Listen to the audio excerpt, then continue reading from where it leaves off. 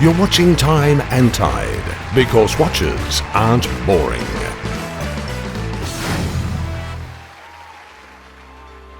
The teeth are so sharp that they just slice straight through your flesh. If you want a good life, work out what that means to you, put a plan in place and chase that shit. Your vibes are incredibly strong. Your motivational abilities. I now want to go and do a workout after speaking to you for 45 minutes. Today you're working with Time and Tide. We are watch obsessed, watch lovers. So we've got to start with a tradition here, which is, the wrist check. Are you wearing one right now?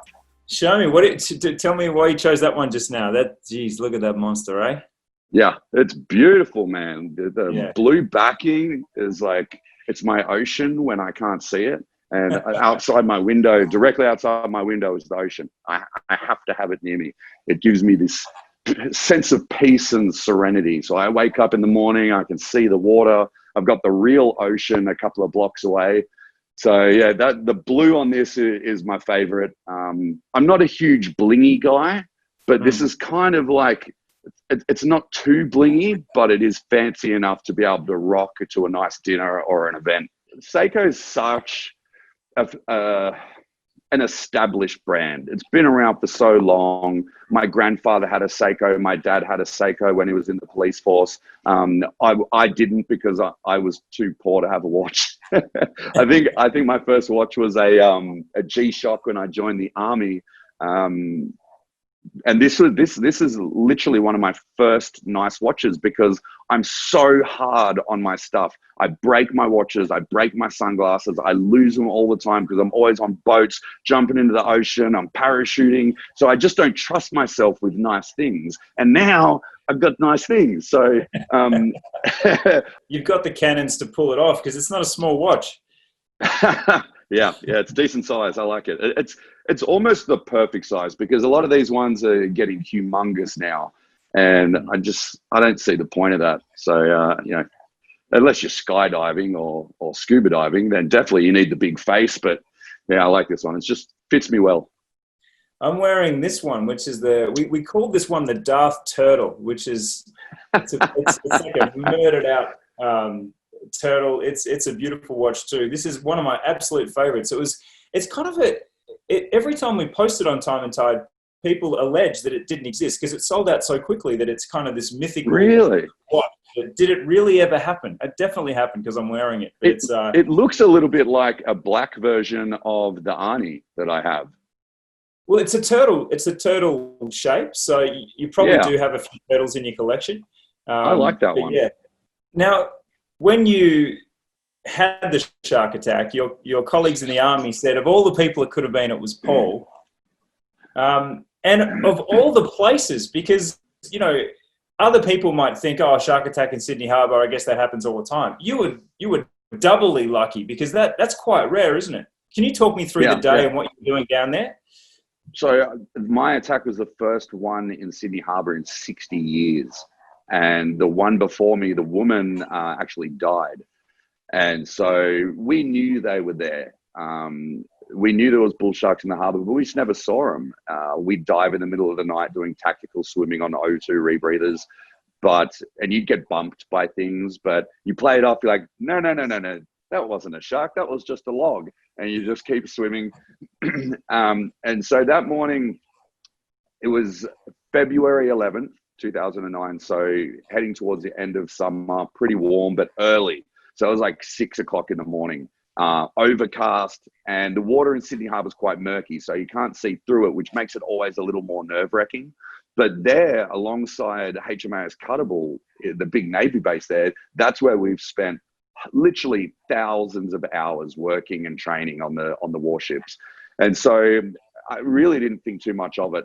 I did have sharks on the brain. Every time I got in the water, I had sharks on the brain. And I was in the water doing what we call finning. I was in my black wetsuit and a pair of black fins. I was on the surface, on my back, just kicking my legs.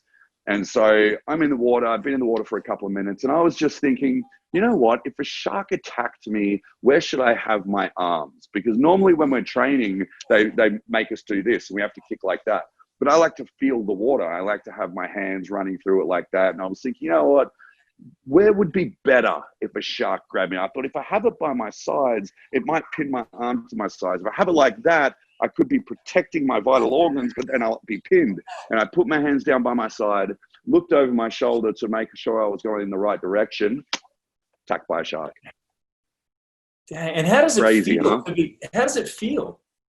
It felt like pressure, because the teeth are so sharp that they just slice straight through your flesh. So all I felt was like a firm grab, but obviously I wasn't expecting anything to be touching me. So it scared the crap out of me. I turned around and came face to face with a massive shark's head, and I'd never even seen a big dangerous shark. And so I went into panic mode. I didn't even know what to do. And the shark was just staring at me as well. It was kind of like this awkward second where we're both kind of thinking, what do we do here? And then I thought, oh, I've seen Shark Week, I'll jab it in the eyeball. But it had my hand, so I couldn't do that. I tried to push it off by the nose, but that just pushed the teeth of the lower jaw deeper into my leg. I didn't feel an immense amount of pain until it started to shake me.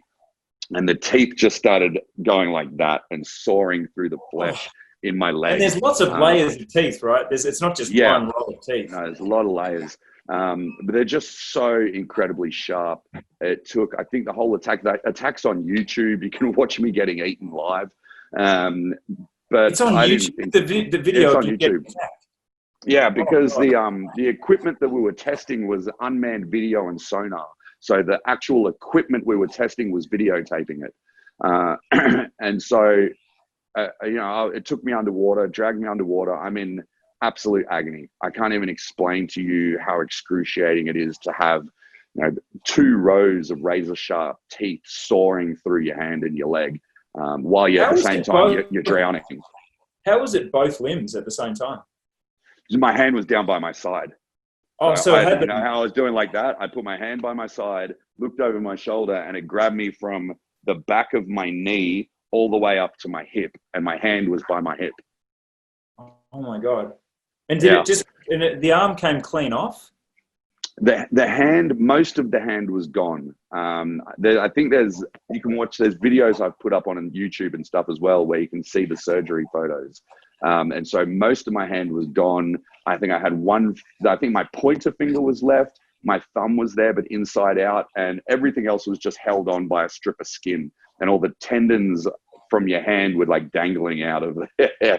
Dude, I've had 68 people pass out in the audiences when I travel and speak. 65 men, only 3 women. Wow. Had a guy, and can I just point out at this point, driving. Sorry, yeah, continue. Like, and if you've ended up a watch ambassador. I know. So it's like you were left one. It's lucky that it was the left hand, because I can wear a watch and I've still got my ring finger in case I feel like getting married ever. Your girlfriend's out of shot, isn't she? Yeah, no, she isn't, but she's listening. Sure, she's chuckling away. Tell me not about the shark attack. Tell me, for anyone that is ever in that position, how do you survive a shark attack?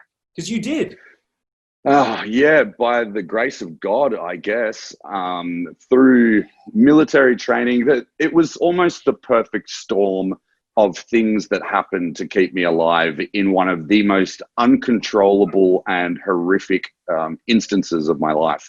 So the shark had grabbed me by the hand, it grabbed me by the leg, it removed the entire hamstring, and it chomped all the way down to the bone. And so and obviously your femoral artery is right there inside the side of your leg. It had missed that by a couple of millimeters.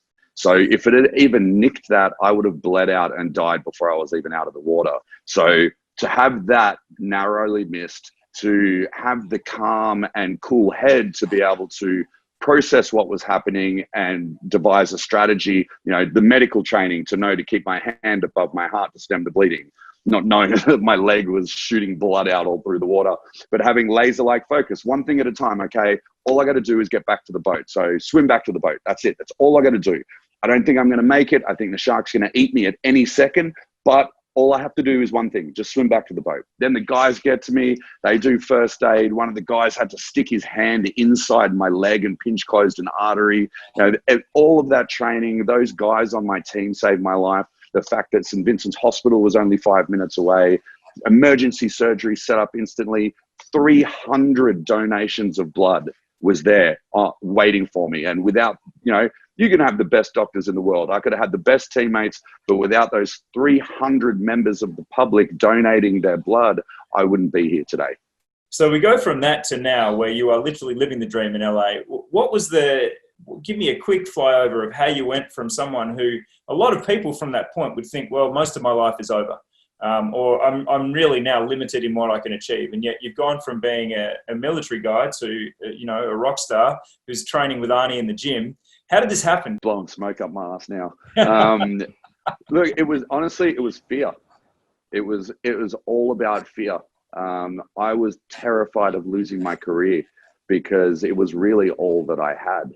And, we spoke about what I went through growing up and as a teenager, getting kicked out of home, flunking high school, all that sort of stuff. And so I was terrified of going back to being that person if I lost my value and purpose of my career that I'd fought tooth and nail to achieve. I'd finally become like the elite, the Navy clearance diver. Very few people can pull that off. And I'd done it. And all of a second, 8 seconds was going to take all of that away from me. And so I was terrified. And so I used that fear as a very powerful motivator to get me training, doing one-arm chin-ups on the bar above my bed 2 days after my leg had been chopped off. To just really, really dedicate myself to trying to get back to work and try, not just work. The Chief of Navy said, as long as I wanted a job in the Navy, I'd have one. But I don't think he realized I wanted my old job back. And so that was the impossible goal. And I pulled it off in 6 months. I trained every day. I didn't go to a rehab hospital. I did all my own rehab. I never spoke to a counselor. I spoke to my mates because I knew if I was being a bit of a tosser, my mates would tell me. And so I figured that I'd been through so much through the army, the military, and even being a teenager, that no one knew how to overcome these struggles for me better than me. And then I finally pulled it off. I was doing, 5 full-time work with the Navy clearance diver as an instructor. But 3 years on from that, I was teaching people to do something that I love without ever getting to do it myself. And it became unfulfilling. And I just couldn't maintain it physically. Going to bed at 2 o'clock in the morning after doing 1,500 push-ups with my trainees to get up at 6 o'clock in the morning and do it again on a prosthetic leg with a prosthetic hand, like really just, it was breaking me down. After 3 years, I went to my boss and asked if I could go back to the diving teams. And he's like, you just can't. You're not deployable for war. And so I thought, okay, I've got to make another big, scary decision here. And that was one of the big lessons as well, learning to embrace those big, scary decisions, because often, well, pretty much every time I embraced that, my life grew and became better, as long as I pour my heart and soul into the next endeavor. So that was just, public speaking, writing the book, started moving into public speaking, being open to criticism from people that knew better than me. Like Lane Beachley, the surfer, gave me some incredible advice after I spoke at her charity event. And that kind of changed everything. She said, in vulnerability, there is strength. Because up until then, I asked her how my presentation was. She's like, it's good, but you're just so damn military. Like, this happened. She's like, you got to give more of yourself.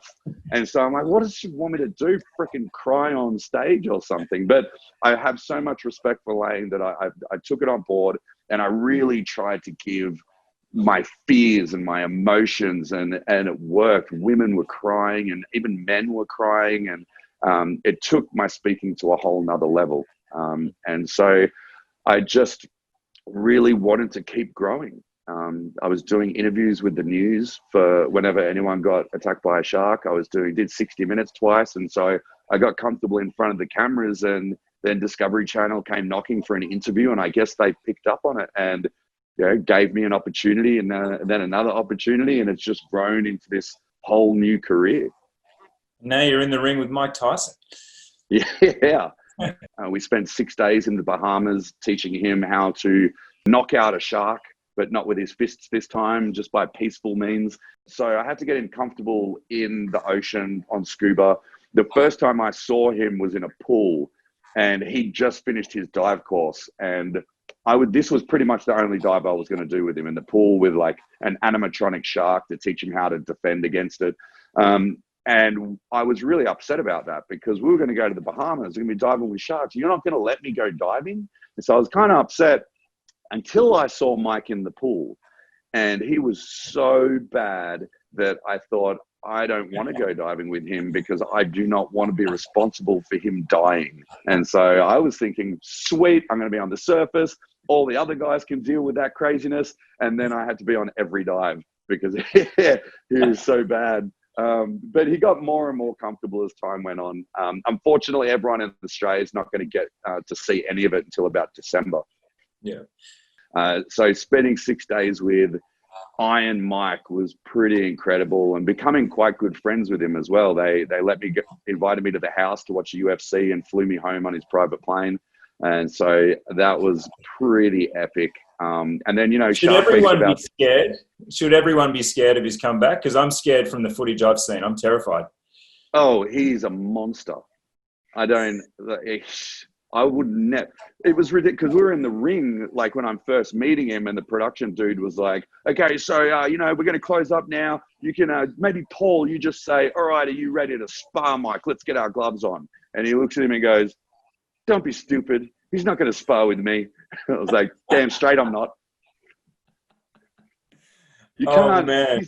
He's not that tall, and he's obviously a little bigger than me, but to see him just like the speed and hitting the pads, it's unbelievable at 54. Crikey. It's inspiring. Yeah, so it's going to be amazing. So, working with the celebrities is pretty cool. Will Smith was amazing, spending a couple of days with him.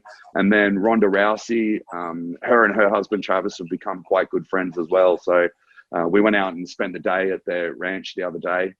So just, coming out to LA and being around and seeing places that we grow up seeing on the TV, I still feel like that little, big country town kid that's just so lucky to be able to live this life. And I try not to take it for granted. I try to enjoy it. I'm finishing up a second book soon. And part of the reason, aside from telling people the stories and teaching them the lessons, part of it was that I enjoyed reading the first one so much and reliving the things that I'd been through, that I had to continue it on and finish off, the last 8 years of working with Discovery. And I would highly recommend people do that. Even if you're not going to get it published, write down your memoirs, like start in point form if you got to, because the more you write, the more you'll remember. And I can't tell you how much I would love to be able to read the memoirs of my grandparents. So do it for the family. They might be curious about who you were and what you went through in life. And, so I highly recommend writing a book. Yeah, awesome. And now, are you still an Aussie? Do you still feel like an Aussie? Oh yeah, absolutely. Yeah. Out here, I hope I haven't got an American accent, but what I've done, I've had to do is I have to slow down my speaking, and I over pronunciate, and I say things like trash can and grocery store, because I just got sick of repeating myself. So when I come back to Australia, I just talk this quick, a whole sentence turns into one word. But out here, I just got so tired of repeating myself. But mate, Bondi is home for me. Always will be. Love Sydney. I've spent so much time in and on the harbour and under the oceans there. I love coming back and just getting an Airbnb and traveling down to Bondi every day for a run and a swim. That just, you can't beat it. There is nothing here that is a comparison to that. And so that's probably the biggest thing I miss. If we do a quick flyover of the de Gelder motivational speech, what are the real points of motivation that you pick up on that really resonate with people? There's a bunch. When I do the presentation, it's an hour long, and it's I don't like to jam information down people's throat. I feel like telling the story and weaving messages through it is people will always remember a story, and then they can call back on it and pull parts of the story out that resonate with them. Because something, I'll go into the stuff about being a kid and having a bit of a rough time, because some of those people I'm talking to have been through it as well. And that might be the biggest thing that they're holding on to. Regrets and senses of being an outcast because they were self-harming like I was. And so to tell that part of the story, it makes them feel less alone and like, oh my God, that I'm actually normal. And then again, maybe they've got kids that are going through that, and they just need a little bit of a light at the end of the tunnel. And so it's all about overcoming adversity, really, learning to improvise, adapt, and overcome, like the Army taught me, and developing a realization that you are more in control of your emotions than what you think you are. We have this incredible power of choice, probably our only true power. And so you get to choose every single day what sort of life you want to live. Do you want a good life or do you want a bad life? In such a complicated world and all the complicated scenarios we pass through in our lives, we always have that, what do I want?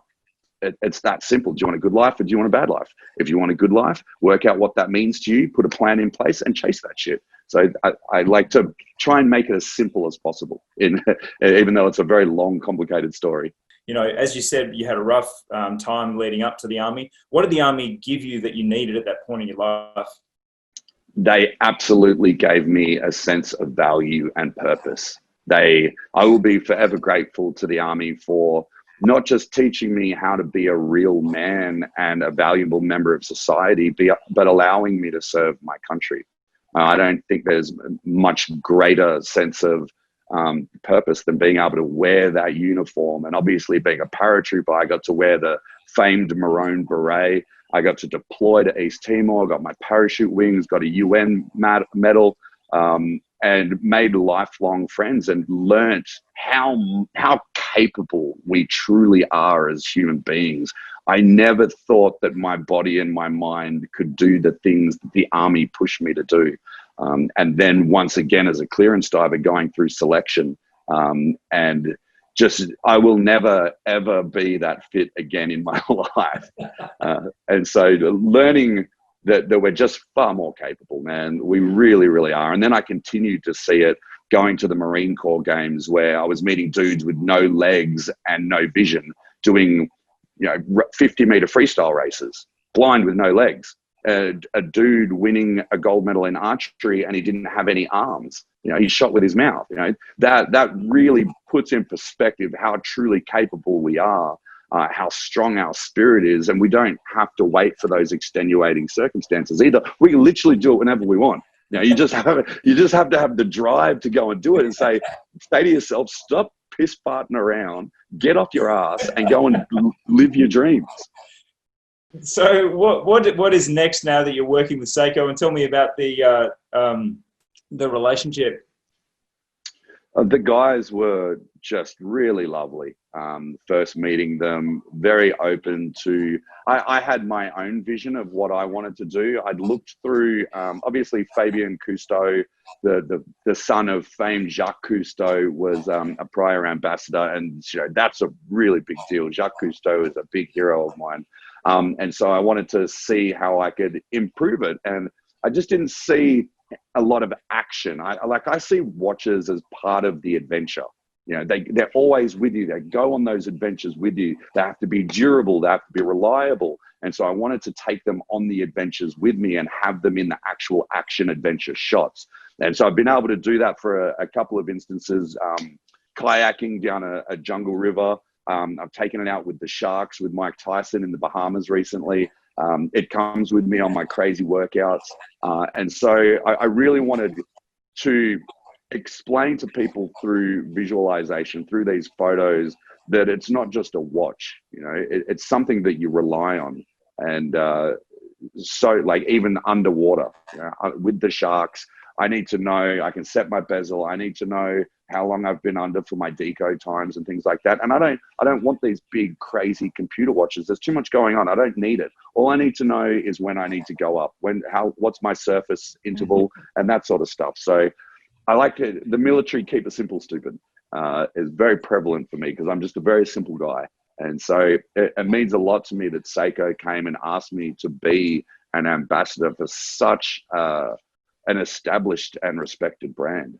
Mate, I'm conscious you've got to go. I want to ask you one thing. So I'm coming to you from Melbourne and from your part of the world, Mornington Peninsula. Now, we're all in lockdown again. We can't leave the house really for 6 weeks. And basically, it's a police state. There's police riding up and down the street. It's a weird time in Australia. And I know there's a lot of people who are struggling with the situation. Yeah, absolutely. Your vibes are incredibly strong. Your motivational abilities. I now want to go and do a workout after speaking to you for 45 minutes. So you've got the power, you've got the force. Can you give the people of Australia and the people of the world who are affected by this virus something positive to think about, something to some sort of an idea that might help us with the fact that we're locked in our homes for another 6 weeks? Yeah, look, it's really hard, and even I found it hard in the beginning when that was going on here as well. And so the greatest thing that helped me was developing a routine. And so even down to like micro routines. First thing I do is I get up, I make my bed. That's it. You know, first step of the day is get up, make the bed. I make sure I get up early. I get up, I have a pre-workout, I get a workout in. Whether, you know, I bought a rower a while ago, but before I had that, it was just bands, it was push-ups. One of the things to keep yourself occupied is create new ways to do things. Get creative. I had my broomstick across 2 chairs and I'm doing chin-ups like that. I put some tins of food into a bag and then I put the broomstick through the bag and I was doing curls like that. There's always a way to challenge yourself and make things harder and harder. And so working out was really, really big deal for me. And we have to look after our bodies and we have to look after our minds because, you know, that's going to be the first thing to snap, your mind. So you really need to look after it. Use this time wisely. Don't just get upset and complain about it and watch the news and feed off all the negativity. I know it's easy to do. It's much easier to be negative than it is to be positive and happy, but that's not going to lead you down a very, very nice path. You know, that never ends well there. So practice the positivity. Look at the things that you can achieve in this. You will probably never have this amount of free time at home with your family again. Embrace it. Spend time with them. Get to know each other. Do fun things together at home. But also, you're probably still working remotely as well. So make a clear delineation between work and personal life. Because some of my friends out here aren't doing that very well. And they're just working all of the time and they're burning out. So you have to set your alarms, you know, when you're going to start work, when you're going to finish work, when you're going to have some playtime, when you're going to work out. Get better at cooking. Learn to cook healthier foods. You know, don't get lazy. Use this time wisely. Expand your mind. Learn some stuff. You've still got the internet, the wealth of the world's knowledge. You know, buy a ukulele on Amazon and learn to play a song for your wife. You know, it doesn't need to be a terrible thing. Hey, there you go. Hey. So you know what I mean. I'm recording that metal album I've been wanting to do for years. Beautiful. See, you're using this time constructively. That's all you need to do. Utilize it. Mate, it's been so inspiring to speak to you. Let's finish with our wrist check just to remind each other what we're here for, which is Seiko. Hell yeah. A monster versus a black turtle. Black turtle. It's been an absolute joy. I think I'm now going to watch all your shows because I'm so pumped by life. Beautiful. And by your incredible experience, mate. Thank you very much. We do come from this exact same small part of Australia, so, you know, there's a connection there, man, and you're a legend. Thank you, man. I appreciate that a lot.